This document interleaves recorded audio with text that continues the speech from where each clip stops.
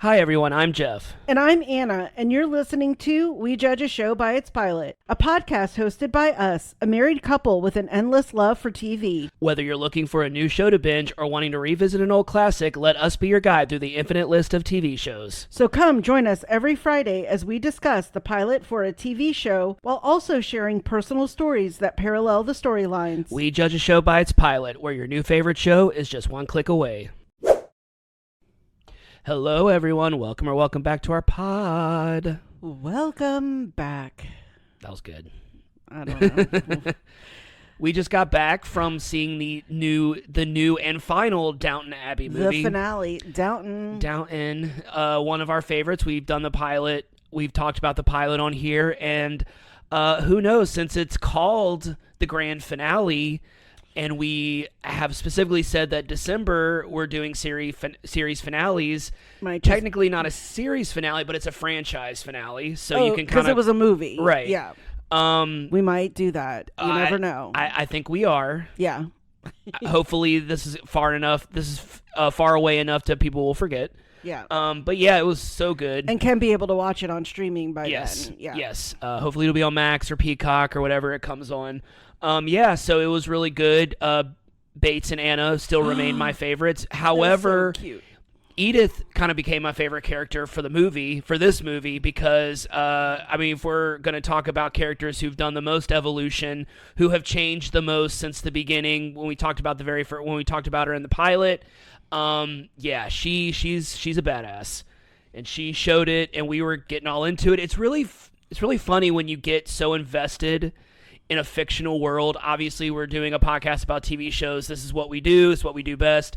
We get way too invested, and we cry 30 minutes into a show we've never seen before. Oh, yeah. Like we did with Zoe's. But, it's really cool to kind of watch these characters, and you kind of forget that they're actors, and you forget that it's fiction, because it's centered around so much of real stuff that happened. And, so, this is going to come out a little less than a week from when we're recording it, and it's still going to be in theaters, and if you haven't seen it, go see it. Yeah, it was really good. Yeah.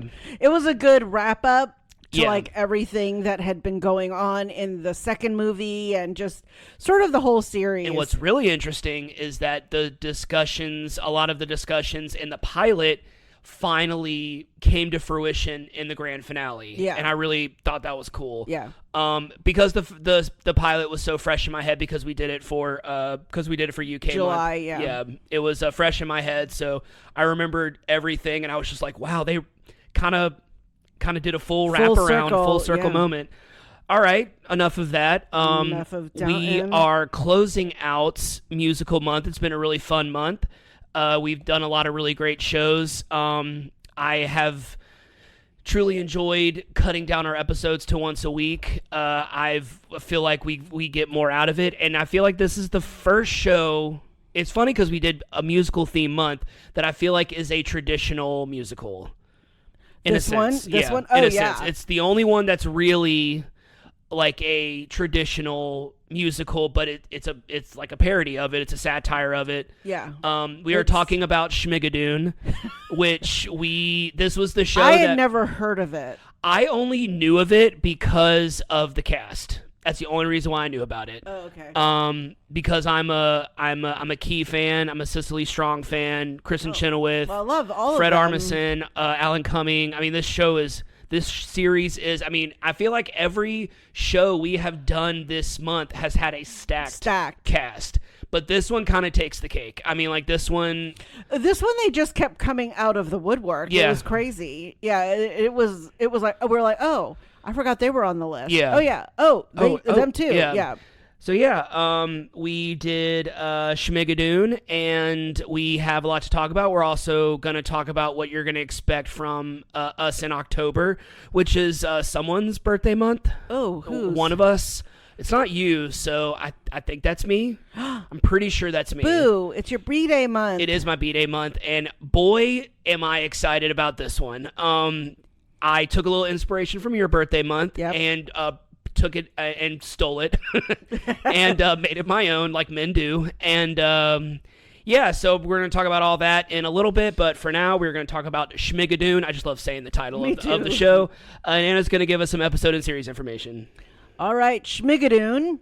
Schmigadoon is an American musical comedy series that ran on Apple TV Plus from July 16th, 2021 to May 3rd, 2023 for 2 seasons and a total of 12 episodes. You can totally watch it. Easy.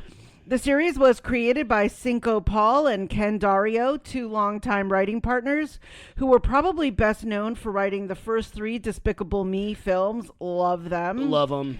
Paul and Dario also wrote the pilot for Schmigadoon, and it was directed by Barry Sonnenfeld. Sonnenfeld began as a cinematographer for hit films such as Raising Arizona, Big, When Harry Met Sally, and Misery. It's quite a resume. He'd go on to direct films such as The Addams Family Values, and the first 3 Men in Black films. Was there a 4th Man? I said the first 3 Men in Black, and then after I typed that and printed it out, I'm like, was there more than one? I don't know. I wasn't a big Men in Black. I saw the first one. That's kind of the only one I remember. The series centers around couple Josh and Melissa who find themselves in a rut. While the 2 attempt to rekindle their connection by going on a couple's hiking retreat, they get lost in the woods and stumble upon the mysterious town of Schmigadoon, where life is a real-life musical. Josh and Melissa are unable to leave town until they find true love. Schmigadoon is a direct parody of the Golden Era musicals, the most obvious one being Brigadoon, which centers around 2 male hikers who get lost in the Scottish Highlands and stumble upon the hidden town of Brigadoon, which only appears every 100 years. One of the men falls in love with a Brigadoon local and must decide if he wants to spend the rest of his life in Brigadoon or return to his normal life in New York. Schmigadoon also parodies classic musicals such as The Music Man, Oklahoma, Lil Abner, and Carousel. Paul and Dario got the idea for the series while discussing one of their favorite movies, An American Werewolf in London, and they played with the idea of 2 hikers getting lost in the woods and stumbling upon a real-life musical instead of a horror story. The cast of Schmigadoon is very impressive, including Keegan Oh, what's on my mind? Keegan Michael Key and Cecily Strong as our main characters, Josh and Melissa. Fred Armisen as the town's reverend. Howard Layton. Oh, let me start that over. Okay. We're keeping Kegel in. I'm sorry. Yes. Fred Armisen as the town's reverend, Howard Layton. Dove Cameron as the town beauty, Betsy McDonough. Jamie Camel as the town's doctor, Jorge Lopez. Kristin Chenoweth as the conservative reverend's wife, Mildred Layton. Alan Cumming as Mayor Aloysius Menlove. Ariana DeBose as Emma Tate, the town school teacher. Anne Harada as the mayor's wife, Florence. Jane Krakowski as Countess von Blurkum. Martin Short as Oscar the Leprechaun. And Aaron Tveit as Danny Bailey, the town's rapscallion. I had to say that because that's all they ever call him on the show. The town's rapscallion. While not as popular as other Apple TV series like Ted Lasso or Severance, Schmigadoon has developed a cult status. It's also beloved by fans of musicals and comedy. The series hasn't gone completely unnoticed. It was nominated for 7 Primetime Emmys in 2022 and even won for Outstanding Original Music and Lyrics for the song Corn Puddin'. That won an Emmy. That was my favorite. You can currently watch the entire series on Apple TV Plus. Oh man, there's so much to unpack. There's so much to unpack. I mean, in fact, what's really funny about corn pudding was I think the very first Thanksgiving I went to your dad's, I made corn pudding. Yes. And they all fell in love with it. Yes. So that's usually one of Rebecca and Don's favorites that I make for Thanksgiving that she will always ask me to make. So Rebecca, if you're listening, back me up on that. Corn pudding. Corn pudding. All right. What did you, obviously you said a second ago you love the show, but maybe elaborate a little bit more. What did you think of the show? We immediately went and started watching more episodes. What did you think of the show? Well, what I loved is, well, first off, I just love musicals. Right. I love all of the actors that are in it. But I did really love the concept, and I didn't know about the connection to American Werewolf in London until I think you told me later that, or when I not just now read, but I think I had read a little bit about it, while we were watching it afterwards. I was like, oh, that's really a funny take on it. Yeah. And I love creativity like that. Mm-hmm. It's kind of like fan fiction. It's 100%. I love this movie. Yeah. But I'm going to make it into a musical based on that movie. Right. And I love that. It's like, I wish I could think of stuff like that. And I can totally see it. And what's funny about American Werewolf in London is that it does satire horror movies, and it does satire werewolf movies, and so it kind of, and it's a very self-aware werewolf movie, and just kind of like Schmigadoon is a self-aware, musical. I saw that comparison too, and it just made it more. Because that's more hilarious. Yeah, that's one of my early favorite horror movies. Love that movie. That's early 80s. So, I remember seeing that and like it freaking me out. This is going to be off topic, but you said American Werewolf in London. Well, what's the lead guy's name that sang the disco song? Oh, David Naughton? Yeah, he sang Making It. Oh, yeah. I just always think of Meatballs. Making it. And what was that from? Meatballs. Meatballs, yes. The dance. Well, I remember from Detroit when they were Rock at the City. Dance. I remember from Detroit Rock City, the disco. The CITs, Yeah, the disco people are singing it in Detroit Rock City, but Meatballs is, I think, of Bill Murray dancing. Yeah, with and Roxanne. Griffin Dunn, of course. Oh, he's the best, yeah. And actually, Jenny Gutter was in something recently. It was it The Diplomat? No, it was Peaky Blinders. Call the Midwife. Oh, Call the Midwife. Yeah. Yes, I was like something we just recently British. watched. I was like British. I said Peaky Blinders. I was close, but yeah, I was like, so it's just crazy how she's had a long career. But so yes, anyway, I loved it for all that. I for me, it's overall the creativity, because when you put it on and we started it, I was initially like, what is this insanity? Yes. And I think within about 5 minutes, I was like, we need to watch episode 2. Yeah. I need to know what happens. And it was just fun. And you were just like, I don't know. It was just really cute and well done. I don't know what season 2 has, and we haven't finished it. Right. So season 2, a little bit of a spoiler. I don't know how they get there or what happens, but season 2 is called Schmigadoon. Oh. And it's a parody of all of like the edgy like 70s, 80s kind of era of musicals where it's like Cabaret and Chicago, and they do some stuff. Is there with a like chorus line in Hair. I think maybe there's a chorus line in there. Hair, Godspell, Annie, just that whole kind of era of Cats. Cat, probably. I mean, like Chicago, obviously, but yeah, like so. And then we'll be watching all of that those, soon. all of just like in Schmigadoon in season 1, every character. I know it's the best. Every character on this show is almost a direct parody or inspiration from a classic character from one of these musicals. I'm gonna kind of go down that list in a minute. Some of the ones really shocked me. Some of the ones were like, oh, that's obvious. That kind of idea. Yeah. But yeah, so I can kind of go ahead and ask you. We have a little list right here if you want to go forward a couple pages where I have the list of Golden Era musicals. Okay. Yeah. Okay, so before we get into it, this is going to be one of those episodes where I'm going to be talking a lot in between the episode summary, so I kind of just want to get an idea from my boo and from me, obviously, for both of us. There are other ones, if you can think of other ones other than this list, but maybe movies or stuff you've seen on stage. What are some of your favorite, like, specifically Golden Era musicals? We're talking, like, 40s, 50s, maybe before. I don't know, but from this list, I can say, and I know I saw Annie, and that's not on this list, but I'm going to get to why I'm saying Annie. Gotcha. Annie was the very first musical I ever saw at the Sanger. I saw it with my grandmother. Aww. It was either late 70s or early 80s. And were you like, I'm Annie? Oh, yeah. Because you're Anna. I mean, for sure. Of course. I was like, this is about me. Well, I mean, the joke in my family was that I was adopted. Yeah. So I was like, this the is baby of every family gets told this that. was Yeah. about me. But the very first musical I really also have a real recollection of seeing was Bye Bye Birdie. Oh, I love Bye Bye Birdie. Yeah. One of my high school friends, it was, I think, Jesuit and like Dominican or Ursuline were putting a production on. And a friend of mine called and was like, my parents got us tickets to go see Bye Bye Birdie at Jesuit. And they said I could bring a friend. And you know, my mom, if it was anything related to like a school or something with a school, like, yes, you can go. And parents were going. So, it, you know, wasn't crazy.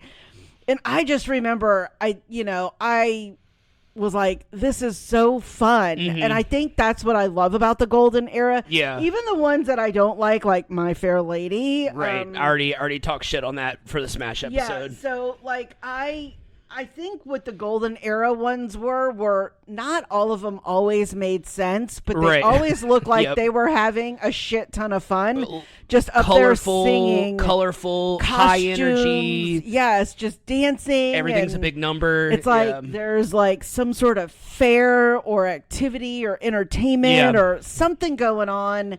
It was glam and lights, and I think that's what I just love about the golden era musical. Yeah. So for me, probably Bye Bye Birdie. Have you ever seen the movie with King and I? Did you ever see Bye Bye Birdie with Dick Van Dyke and Janet Leigh and Margaret? A long time ago. So good. Yes. It still holds up. Yeah. I think I saw it around the time that I went to that musical. Gotcha. Like I think it might have come on, or my mom and I might have rented it from Blockbuster. Unpopular opinion: black-haired Janet Leigh looks better than blonde-haired Janet Leigh. I'm just going to kind of go ahead and say that. I love The King and I. Yeah, it's a good one. A lot of these I haven't really seen. We saw Hello Dolly, of course, on our honeymoon. I will admit it wasn't my favorite. Right. We were there with Bernadette Peters, Victor Garber. It was just classic. Yeah.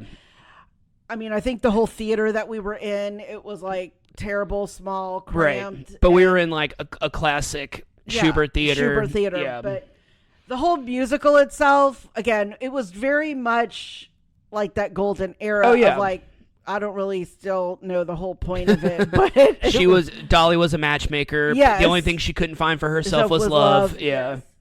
But so what about you? Which one on this So I've list? actually been in a lot of these musicals. So Oliver obviously is on there. I've gone on record and said that that's one of my favorites. But my favorite musical that I was ever in, it was the first time I had Godspell, we all kind of had. Godspell's one of those type of musicals where like everyone has a big part in it. It's like one main character and then a chorus. So it's kind of like, and we all have lines. We're all a part of it. There's literally no small role in Godspell, but Lil Abner was the first musical where I had like a significant role in it. I played Pappy Yoakum. I played Abner's dad, and it was all physical comedy. It was all, I was the kooky old man. And I had a blast. I had an absolute blast doing that. I got to do physical comedy. I remember me and the girl that played Mammy Yoakum. I remember we got like the loudest cheer when we did the curtain call and we bowed. It was just one of the most satisfying, like, oh, I really love doing this, and I can do more than just be in the chorus. I think that was like kind of, because up until then, that's all I had ever really done. I was a chorus boy. I was a chorus line. I really want to say real fast. Okay. I also love Fiddler on the Roof. I saw that for the first time at the Sanger with you. Yes, Fiddler on the Roof was that one amazing. was great. It was amazing. And I was with Fiddler on the Roof. I also love the movie, but like I saw it so long ago, but I remember loving it. But yeah, I remember being a little worried because I'm like, Fiddler on the Roof is a really long musical, and I kept thinking about My Fair Lady, and I was just like, I hope we can get through this. And then like I just ended up loving it. Like, yeah, it was great. So good. The music is just, the song is so beautiful. The songs are so beautifully written. Sunrise Sunset is just a banger of all bangers. Sunset. I also love The King and I. I've seen Candide. I saw Candide in Chicago. It's an operetta. It's a comedy operetta. I saw it in Chicago. I saw it in Schmigadoon. I've actually seen a lot of these musicals. I remember my mom showed me Carousel when I was very young, and I loved it. It's very sad, but I really enjoyed it. But I think the most classic one on here that I love is West Side Story. Oh, of course. And The Sound of Music. Those are. I haven't seen that. I mean, I've seen obviously the movie, the The remake. The remake. No, I've seen the one with Natalie Wood. Yeah. And then the new one, of course, which has Ariana DeBose in it. Exactly. Yeah. She won an Oscar. Yeah. Yeah. So, and we saw Funny Girl on stage. We both really liked that one.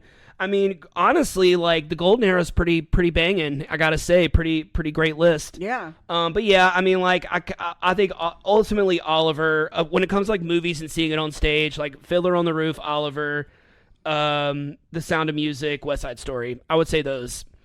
But yeah, I love me a Golden Era musical. Me too. All right, let's go ahead and get into the episode summary, and then we will get into some questions. So I got some fun ones for you. Oh, all right, I'm ready. Okay, hold on. I should have planned this better. Let me get out my guide to all the characters and all the songs and. Corn pudding. So we're gonna do a deep dive on corn pudding. No, I'm just kidding. I'm gonna make corn pudding this weekend. Hell yeah. You better. When I get back from my next work trip. I know. All right. So as we kind of go along, we're introduced to certain characters. I'm going to tell you what they're from, and then each song I'm going to kind of tell you what inspired it. Oh, okay. Because I like that. Because I didn't realize that. I kind of figured every character was going to be based off of a character from a classic musical, but then when I looked up the songs and like saw like kind of the formula that Golden Age musicals have, when I kind of looked back on all the songs, I'm like, wow, they do all have this one type of song, and they do have this one other type of song. It's really funny. But yeah, it makes it a little bit more fun. Oh, yeah. All right, so we're going to get in the Schmigadoon plot summary. All right, Schmigadoon. Oh, yeah. All right, Josh and Melissa are both successful doctors. Josh is a surgeon. Melissa is an OBGYN. They meet in the break room one night when Melissa is attempting to get a Snickers bar that is stuck in the vending machine. Josh suggests kicking the machine in a certain spot. When she does, all the snacks come pouring out of the machine. The two go home together that night and have relations. All right, so this is a classic meet cute. We call this a meet cute in the rom-com genre. So off the top of your head, what are some of your favorite this is like classic rom-com opening. What are some of your favorite rom-coms? Of movies? Yeah.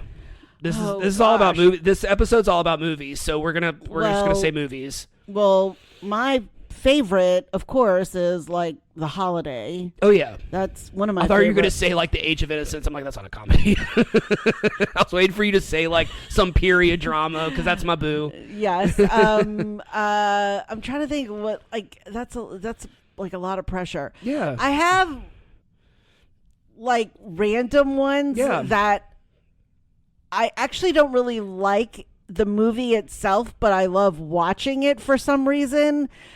The movie Valentine's Day, you know. You can admit that you love that movie.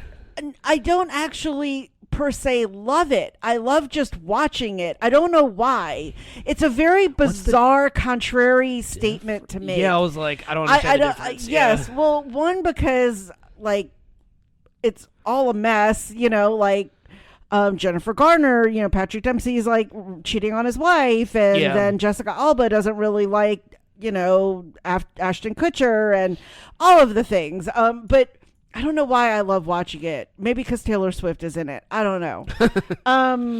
I'm trying to think what other rom-coms that I love that I can just watch. What do you think? One of my favorite rom-coms, and it is technically a teen movie, but one of my favorite rom-coms is called The Girl Next Door, which has Emile Hirsch, Alicia Cuthbert, and Timothy Olyphant, or as I like to call him, Olyphantastic.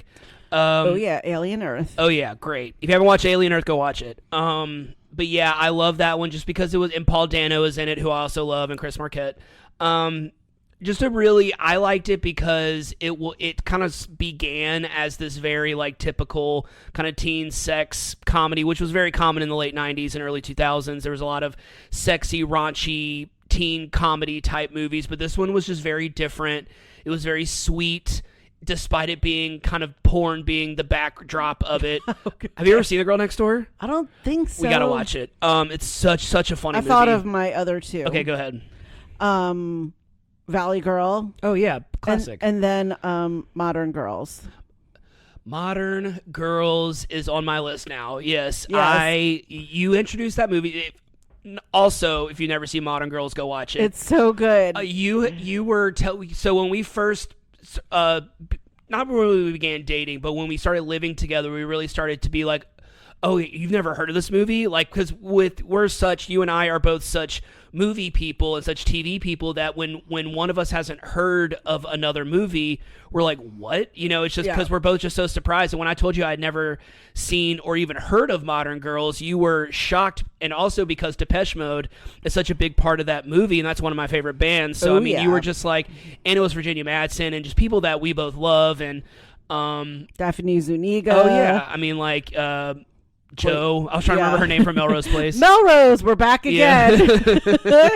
But yeah, Always. So those are two of like mine. Yeah. Mostly because, again, you're talking young Anna. Yeah. Valley Girl was my high school. Oh, yeah. When I was in high school. Mm-hmm. And it was just like, oh my gosh, this is how kids in California's high school's life is like. You know, What's sushi? Yeah. Yeah. And then... Modern Girls was at around the time I was graduating and I was in college, late in college, and I was like, is this what life is going to be like? I'm going to have my own apartment. I'm going to have my own apartment. Yeah, like and crazy nights, going to the clubs, and I think that's what I just visualized. And, the romance was there as well. Oh, yeah. The whole, like, Bruno X and Brandy our and boy Fred. From our boy from April Fool's Day. Yes. And his tricky Kama Sutra position that we still can't figure out. We don't know how, Clayton Roner, if you're out there, let us know how you got into that position. Please DM us and let us know. Let us know the Kama Sutra. I think we even paused that scene to in see April. The we're like, whose legs are where? And I'm like, there's no way. Yes. Just like, there's no Some way. very bendy person was doing They were that like, we need the two most talented, most flexible actors we can find. For this one sex scene. All right, so those are my two extras. Okay, Sorry to interrupt. No, you're good. I mean, you only gave me one, so you give me two more. Yeah, so Girl Next Door is one of mine. I guess it's considered a comedy. I love Say Anything. I think that's another romantic comedy that I love. I think you can call that a comedy. I think it's more of like a dramedy, but I mean, I think they're all kind of like that. And then I really enjoyed, I'm trying to remember if I can think about it. How to Lose a Guy in 10 Days. I absolutely love that movie. I know everyone loves that. Yeah. I was very skeptical of it when I went into it because I was very much kind of, there's this era where like every other movie had Matthew McConaughey in it, and every other movie had Kate Hudson in it, and I was just and Almost Famous is another one of my favorite movies. I don't know if that's not a romantic comedy, but there's romantic comedy in it, but I don't consider that a romantic comedy. But yeah, I love, and then I mean it's always hard to refer to something as a comedy, but Last American Virgin, that's another one. Oh, yeah. That's definitely a comedy, even though it has a very sad ending. It's mostly a romantic comedy. And then he gets the crabs, and I love that movie so much. It's so stupid and so great. But yeah, so I mean, I think it's really hard to decipher because so many movies have that like rom-com element to it, but like it's hard to specifically call it a romantic comedy. But I mean, if it's a funny movie and there's a love story involved, by default it's a rom-com. So. Oh, I think so. But yeah, I think How to Lose a Guy in 10 Days is probably the most like typical. And I guess The Holiday.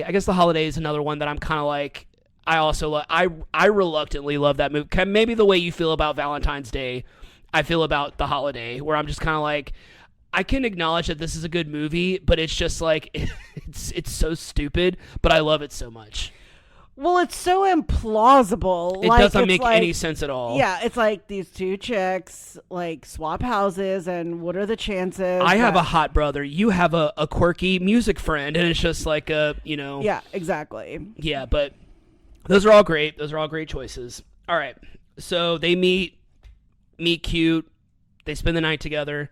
We flash forward to a year later while the two are at an anniversary dinner. Melissa explains in detail why she loves Josh so much and why they are such a good match. Melissa is initially deflated when Josh responds with a simple, "I feel the same," which is, oh my God. At first is such a typical, like, dude thing to say.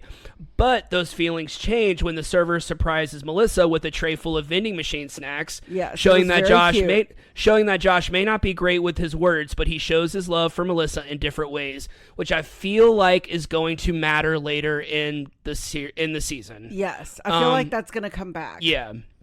3 years later, on their anniversary, Josh and Melissa are in bed. Josh is asleep while Melissa watches Golden Age musicals. I don't know specifically what she was watching. I don't remember. Yeah, I don't remember, but yeah. Feeling that their relationship is feeling that their relationship is in a rut, Melissa takes Josh on a couple's retreat in the woods. They are given a heart-shaped stone with their names on it as a metaphor for giving their hearts to each other. The head of the retreat warns them of fog and cloudiness in the woods, but it should clear up soon. A little later, Josh and Melissa find themselves lost in the woods and arguing along the way.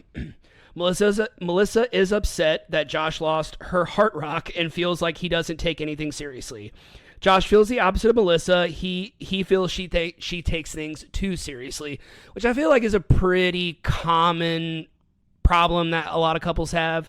Is that one is just content with the way things are, and the other one wants to do something different and spice things up, which I can understand both sides of that argument. It's really hard to side with either one because, I mean, ultimately, I think a lot of times when couples have those issues, I'm like, it's because you're not compatible. But, they don't know that. You can't tell a couple that. They're not going to listen to you. They got to figure it out for themselves. Yeah, in the fog, the couple finds a stone bridge. They decide to cross it and are relieved when they see a welcome sign to a town called Schmigadoon. They immediately notice that things look a bit strange. It basically looks like a painted set. I mean, like, I love that they kind of pointed that out immediately, because that's every Golden Age musical. It looks like because they were filming it like they were on stage, which I love.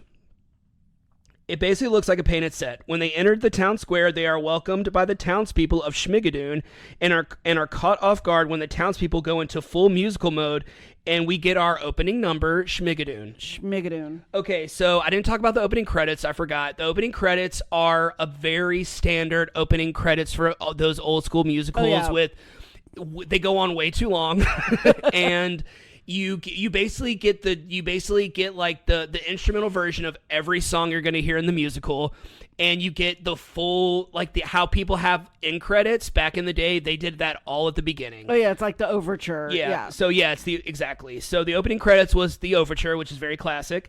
Schmigadoon, performed by the townspeople. This song serves as the opening number that introduces the setting and the characters, much like.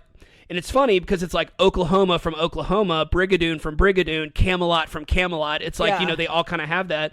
In Lil Abner, they had A Typical Day, which is literally a song where they introduce every single character. I know because I was in it.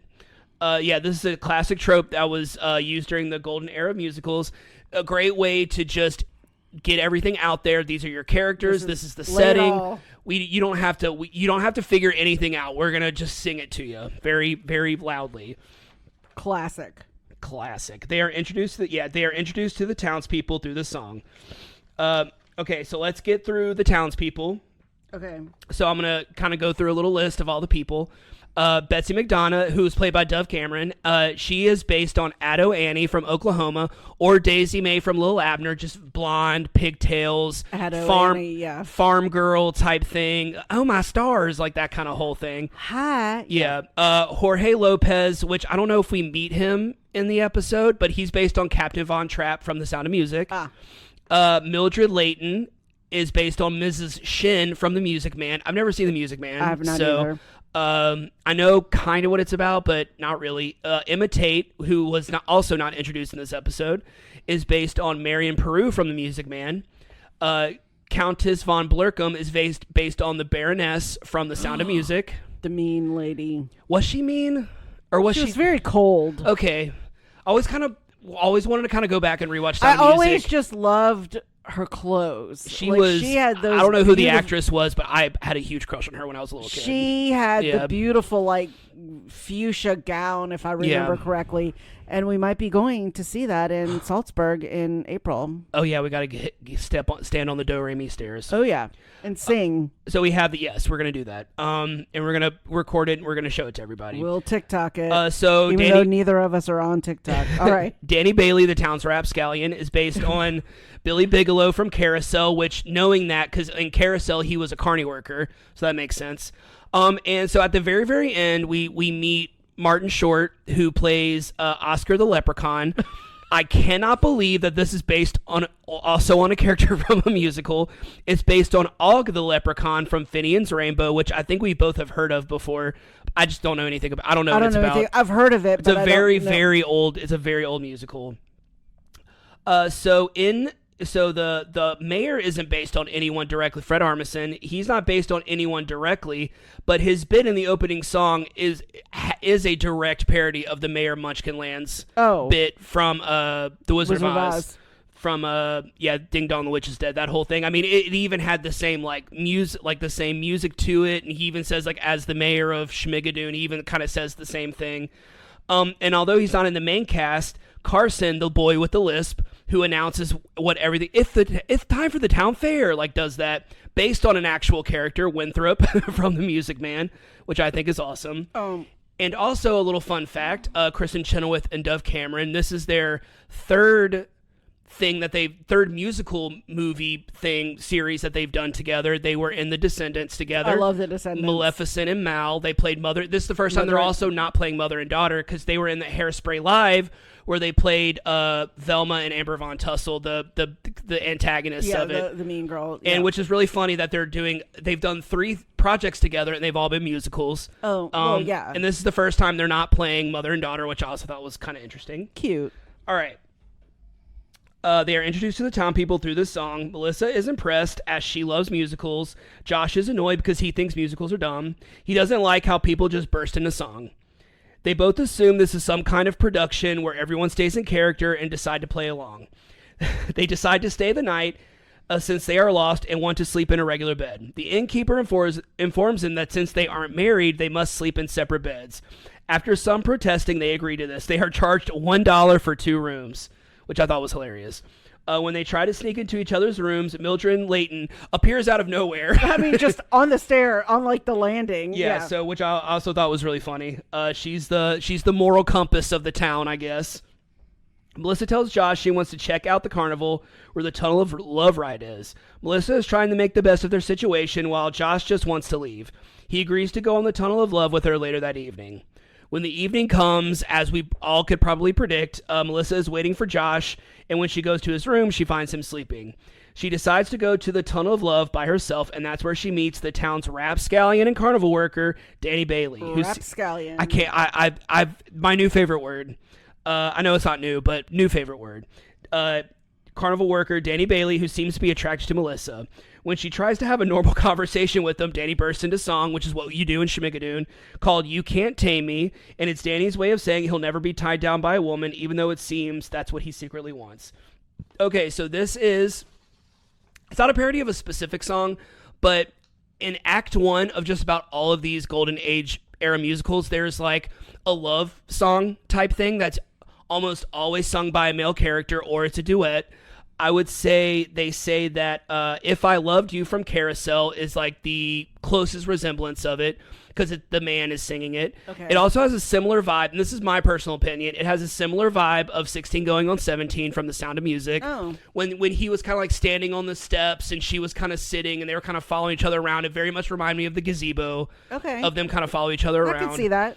But also, I can't say no from Oklahoma, which once again, I don't know if I've ever seen Oklahoma, so I don't really know that for a fact, but that is also what it's based on. So basically, it's just the love song that kind of introduces, I think We Kiss in a Shadow from The King and I is another good example of that. Just kind of introducing we're in love, or we're secretly in love, or we're going to fall in love kind of this song. This is our dilemma here. And which... the guy that plays Danny Bailey is probably my favorite character. He is so funny. And someone on the Smosh subreddit says that his face and his singing reminds them of Trevor, which I thought was really funny. From Smosh. Yeah. All right. Melissa, Melissa eventually leaves the tunnel of love and goes back to her room at the end. The next day, the couple is having breakfast at the local diner where they are waited on by the town beauty, Betsy McDonough. When they ask what's good to eat, Betty suggests their famous corn pudding. When asked about the corn pudding, that's when the town people come out of nowhere and sing a song about it.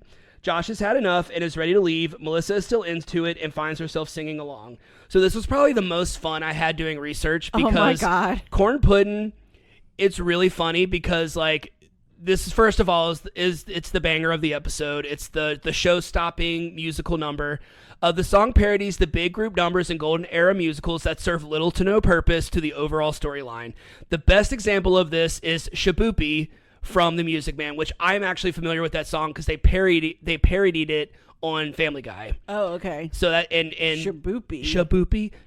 That's like the only thing I know about this song. Okay. And I was, because it's Family Guy, I'm like, they had to have gotten this from something because people are always like, that's so random. I'm like, no, that's a real thing. That's always the kind of thing on Family Guy. Gotcha. And the big dance numbers from Seven Brides for Seven Brothers. It seems that these big numbers exist to serve as fillers to stretch out the runtime or to go as big as possible. Sometimes they serve as needless transitional performances, an elaborate way to get characters from point A to point B. Right. Sometimes in a literal way, sometimes in a figurative way.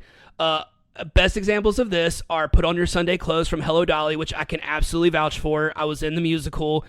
It is a song about the characters getting on a train and going to New York. That's all it is. And it is a 8-minute performance. And people might fight me on this, but Do Re Mi from The Sound of Music, it is the same lyrics repeated over and over again for 10 minutes. I mean, like, that's all it is. And it is great. Love it. Great song. Love it. Everyone knows it. But it serves, like, almost no purpose to the musical. I mean, like, it teaches them how to sing, but, like, you're just repeating the same thing over and over again. It was really kind of pointless. Also, the Lonely Goat Herd from Sound of Music, I will also argue is the same. That serves no purpose, but it's just a fun. I love all the music from Sound of Music, so this isn't me hating, but when you really think about it, to the overall plot, it serves no purpose. Well, right, yeah. It's a cute scene, though. Yes, the and then puppetry. Take Back Your Mink from Guys and Dolls. So when I Google searched musical numbers that have nothing to do with the musical itself, like that kind of Google search, that was the number one hit. The number one answer was Take Back Your Mink from Guys and Dolls, which I'm not familiar with Guys and Dolls, but that's really funny. That there was a whole subreddit question in the musical subreddit, like what songs serve no purpose to the plot. Gotcha. All right. Josh and Melissa finally decide to leave town and return to the retreat. As they are leaving and crossing the bridge, they realize that they are stuck. Every time they cross the bridge, they end up right back at the town's entrance. It seems that they are stuck in a loop. Suddenly, a leprechaun appears and informs them through song that they are stuck in Schmigadoon and cannot leave until they find true love. Then the leprechaun disappears. Josh and Melissa are confused, but realize that since they're in love, they should just be able to cross the bridge. So while holding hands and saying I love you, the couple attempt to cross the bridge, but find themselves still stuck in Schmigadoon. The harsh reality that they aren't truly in love with each other finally hits them. End of episode. Okay, so a question I did not ask you that I will ask you now before we get into talking about October and maybe more about the show if we want. If you could get stuck in any genre, it can be any movie, it can be a TV show, it can be a broad genre itself, what would you want to get stuck in? Maybe you can choose when you want to leave. Maybe you're not stuck, but what would you want to like visit? What world would you like to visit genre-wise? I mean, I'm going to go back to my Valley Girl, Modern Girls, 80s, LA, just carefree, sunshine, Modern nightlife. Girls is a good one. You know, it was just like we didn't have like all the things we have issues with today. It was just like you couldn't call someone, you couldn't page them, you couldn't GPS track them. You were just running around town trying to find Bruno X in whatever limo club he was in. Bruno, that's like all. Going from club to find your friends because you couldn't call them or text them or whatever them because you didn't have technology. Right. And so they were trying to find the club in Modern Girls, and it was only because Virginia Madsen knew what the birds sounded like. Because she worked at a pet store. She worked at a pet store. And so I love looking back at that time. I was actually messaging with my old college roommate. Her daughter just pledged a sorority at her college, and we were talking, and I was like, well, how is she enjoying it? And she's like, oh my gosh, she is just like, they have them doing stuff like 24/7. Yeah. She is just like getting texts, and then they have a group chat, and then they have emails, and then they have like a Google Calendar or whatever, you know. And I'm just like, oh my God, we had chapter meetings on Monday nights, and if you were on executive council, you had a meeting on Sunday, and then Thursdays we might have had a social, and then Friday was pep rally night, you know. But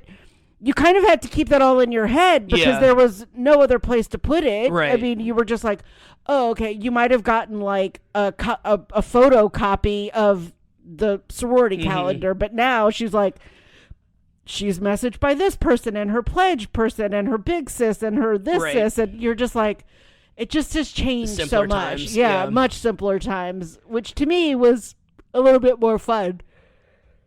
What about you? I mean, I think back, like, I just love the 80s. I love the 80s music. I just love that era of rock, of pop, of big time. Like new wave, of all of those genres in the 80s. I'm going to give you one answer. I'm going to kind of piggyback Modern Girls because that I am Cliffy. I was trying to remember his name. I kept wanting to say Clayton. I'm Cliffy, and you are, what's Daphne Zuniga's name? Margot. Yeah, that's us. And there was just one like particular scene where we were like, oh, that's you, me, Alicia, and Summer. Like there was just like one specific. I forgot which scene it was. In the car? No, it was in the club where Cliff gets the secret code or secret password, and I don't know why I'm blanking on their character names, but it's Cecilia, and then Cece. That's the same person. She's the one chasing Bruno X, and then Virginia Madsen. What is her freaking name? You hear her name 1,000 times in the movie. That's why it's driving me crazy. Anyway, so the scene when they're waiting in line to go to the jungle club, and the two friends like aren't getting that they're going around the back and getting into, and they're just like, and we're just like, all right, we're just gonna go. Like there was just one particular scene where you were like, oh, that would be the four of us, and it was really funny. But I'm gonna kind of go into more of the 90s. I remember watching Reality Bites for the first time. Oh, I love Reality Bites. And Kelly. I don't know why that's such a California name. Rachel, and I was like, it's a common girl name, but it's not Rachel. Okay. Yeah. So, I remember the first time I saw Reality Bites, I think that was maybe like modern girls for me, where I was like, so like when I'm in my early 20s, I'm gonna live in an apartment. My friends are gonna come over and we're gonna play games, which is kind of the life we live. But friends come over, we're gonna play games, we're gonna hang out, and we're gonna smoke weed out of a Coke can, and it was just like, you know, my best friend's gonna be Janine Garofalo and Steve Zahn, and and I just wanted to be in that world so badly because, like, I've said this a million times. I love movies about movies or TV shows about like groups of friends. I just love friendship dynamics. I've always loved it, and I think Reality Bites might be like the beginning of that. That I was just like, oh, it really looks like they've known each other since forever. Like they've known each other since, I don't know how long their characters had actually known each other, at least through 4 years of college. And because they were all from Houston, I believe. But anyway, but yeah, I remember watching that and being like, I want to live in that world. So I would probably just have to say like young adult, coming of age genre. I remember as a kid, wanting to be in Stand By Me. I remember wanting to or Goonies, or one of those types of Kids on Bikes type movies where I was just like, I want to be in that. And maybe even as an adult to go back to being a kid and being in a Kids on Bikes movie. Maybe not It, but maybe like another Kids on Bikes movie, like The Gate or something like that. But yeah, I am kind of in the same boat as you. Like I would Modern Girls or Reality Bites, which I feel like Reality Bites is a similar vibe. Oh yeah, for sure. Yeah. All right, so end of episode, and so we are going to talk about October, as we said earlier, and if you remember from last year, that is my birthday month. I am not someone who celebrates my birthday for a month. That is just the month that my birthday is in.